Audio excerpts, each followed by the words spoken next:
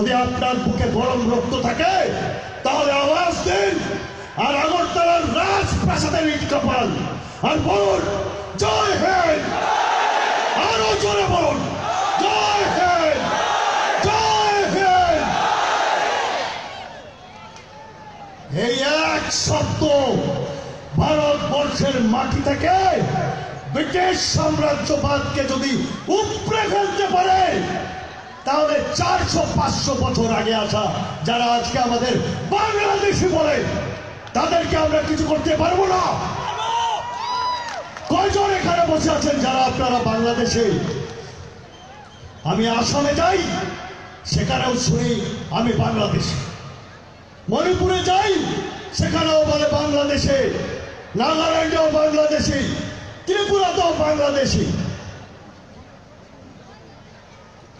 ধন্যবাদ জানাই আজকে এই মঞ্চ থেকে যারা আপনাদের এখানে এনে আজকে জমায়েত করেছে।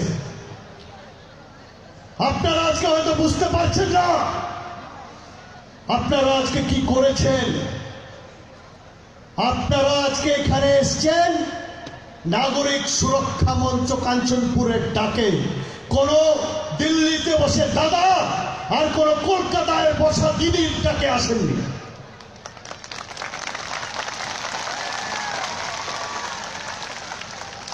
এই শক্তিটা আপনারা দেখিয়ে দিয়েছেন।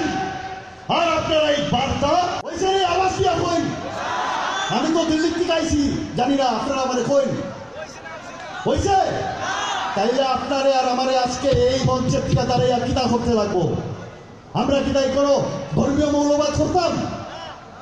জাতি বিদ্বেষ ছড়াইতাম? জাতিতে জাতিতে সংঘর্ষ লাগাইতাম? আমরা কিতা করতাম? আমরা অধিকার চাইয়া লইমু। আর যদি চাইয়া আমরা না পাই কিতা করব? ছিনাইয়া লইব। একজন করে সবাই মিলে এখন আগরতলার রাজপ্রাসাদ ঘেরাও হইব, আগরতলার রাজপথ ঘেরাও হইব, আগরতলার বিধানসভা ঘেরাও হইব। আমি আইব। আমি এই মাটির সন্তান, আমি এই মাটির ফুলা। আমি জন্মাইছি আসামে, বড় হয়েছি শিলচর। এরা সেটার্জি মানুষের ভাবছে সেটার্জি কলকাতার ফুলা না নেই। এটা ভাবি আইসো আইয়া দেখছো কিন্তু তো বিলাতি বাল নাই, দেশি হয়। আমি দেশিও না বিলাতিও না, আমি ককটেল। ককটেল যদি বুঝোই অগুতা যদি খাইলাই 10 দিন উঠতে পারত না। আমার লইয়া বেশি কাটাইও না। আমার লইয়া কাটাইলে আমি এমন ককটেল যে আর উঠতে পারতাম। আমি আওয়ার আগে আমার দমকি দিছে। আমার ফেসবুকও, আমার কমেন্টও, আমার মেসেজ বক্সও এই করলেমু সেই করলেমু। আমি কইছি খালি একটা কথা কইছি, তাহলে কাঞ্চনপুর দেখা হইব, আইও তোমরা রসগোল্লা খাওয়াই, তোমরা রসগোল্লা খাওয়াইব। কারণ আমরা তো বন্দুক নিয়ে দৌড়াই না, কিনা দৌড়াইনি আমরা। জিজ্ঞাসা লাগে যদি না জিজ্ঞাসা থাকো কে তুমি খেয়ে আজকে আমার জিগাও তোমার গড় খান করে তুমি আইছো। আমার গড় এই পুরা ভারত, আমার গড় এই পুরা ভারত। বাঙালি এই সমস্ত ভারতের নাগরিক। তুমি আমার দেশ ভাঙছো, আমার হাজার হাজার ফুলা ফাইলে ফাঁসির চড়াইছো ব্রিটিশের গোলামি করাইয়া। আমার হাজার হাজার মানুষকে আন্দামান সেলুলার জেল রাখছো। তখন জিজ্ঞাসা নেই যে বাঙালি তুমি যে ব্রিটিশ রেখাদারের লাগিয়া আজকে উঠিয়া পড়িয়া রাখছো, ফাঁসি খাসছো প্রাণ দিলায়, সেলুলার জেল যাইরায়।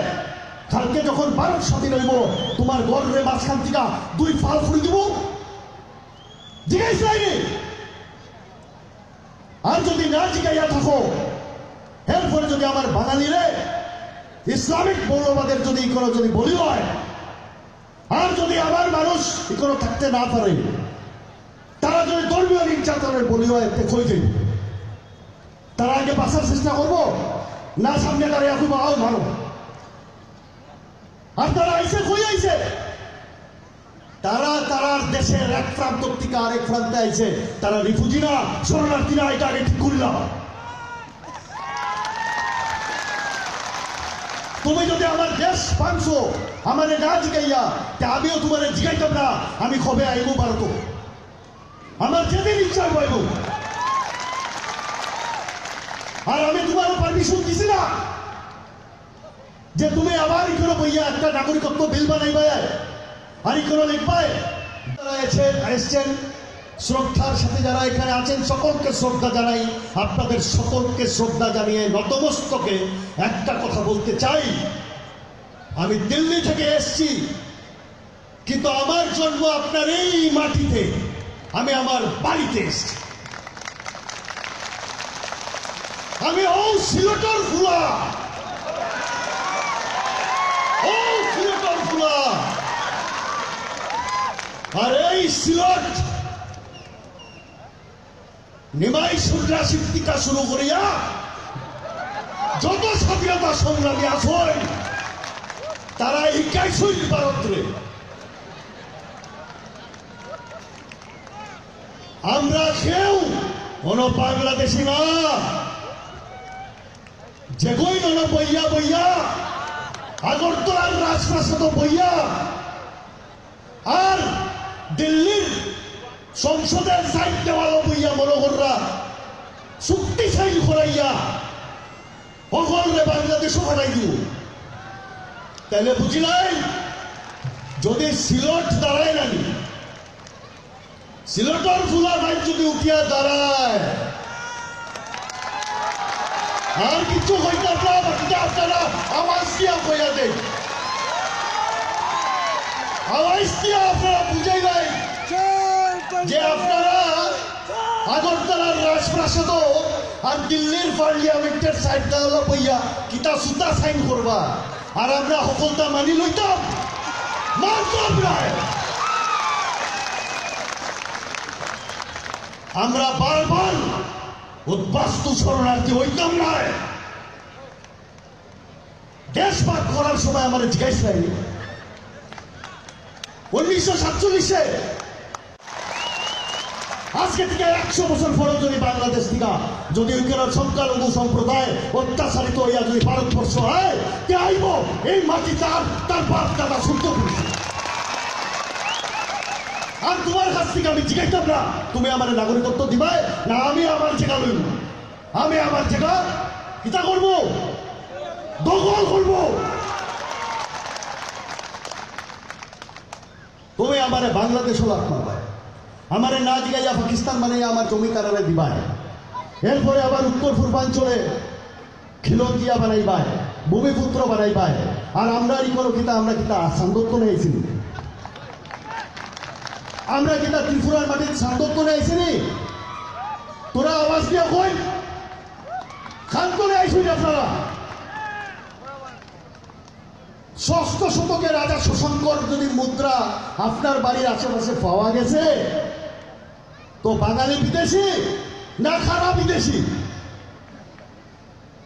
যারা যখন এই এলাকার হাওয়া বায়ু দেখছে না তখন থেকে এখানে বাঙালি আছে। বাঙালি মানে বাংলাদেশি না। বাংলাদেশ 1947-এ জন্ম হয়েছে নি, হয়েছে নি? তুমি 1947-এ পাকিস্তান বানাইছো আমার না দিগাইয়া, আমার ঘর দিলাইছো, আমার রক্ত নিছো, আমার মাটিও নিছো, আমার মা বোনের ইজ্জত লইছো। আবার তুমি জামানে জিগাও যে তুমি অনখানে আইছো, আমি তোমার জিগাই আইতাম না। এর অর্থ এই না যে আমরা সাম্প্রদায়িক শক্তির লগে হাত মিলাইছি। আমরা কোন সাম্প্রদায়িক শক্তির লগে হাত মিলাইছি না। আমি যখন ভারতের মাটির দাঁড়াইয়া হই এই কথা গান, তখন এটাও হই আমার ভারতের মাটির